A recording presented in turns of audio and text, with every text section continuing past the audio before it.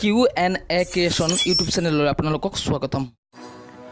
আজি আমাৰ তিনিটা সাঁথৰৰ আপোনালোকে উত্তৰ দিব।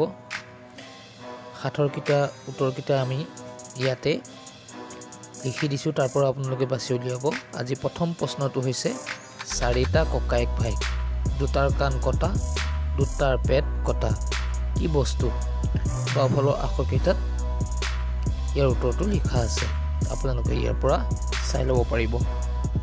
আমি 10 ছেকেণ্ড সময় দিছোঁ।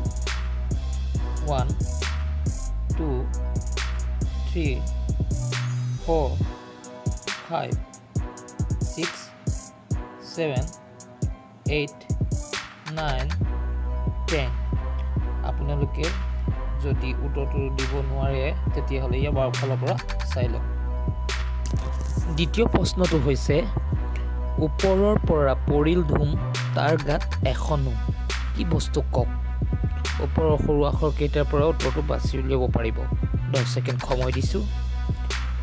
1 2 3 4 5 6 7 8 9 10।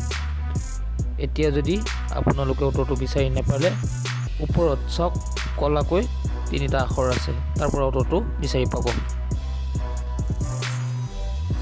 3 নম্বৰ প্ৰশ্নটো হৈছে এক পোন চুফাৰী, গণিবলৈহে নোৱাৰি, কি বস্তু? ওপৰতে সৰুকৈ দুটা ক'লা আখৰ দিয়া আছে, তাৰ পৰা উত্তৰটো বিচাৰি উলিয়াব। 10 ছেকেণ্ড সময় দিয়া হৈছে। 1 2 3 4 5 6 7 8 9 10। উত্তৰটো যদি বিচাৰি নাপালে তেতিয়া ওপৰত চাওক, ক'লাকৈ দুটা আখৰ দিয়া আছে, তাতে উত্তৰটো ওলাব। আজিলৈ এই তিনিটা সাঁথৰে আপোনালোকলৈ দিলোঁ। পিছলৈ আকৌ আমি এনেধৰণৰ সাঁথৰ আপোনালোকক দি থাকিম, গতিকে আপোনালোকে আমাৰ চেনেলটো ছাবস্ক্ৰাইব কৰি ৰাখিব।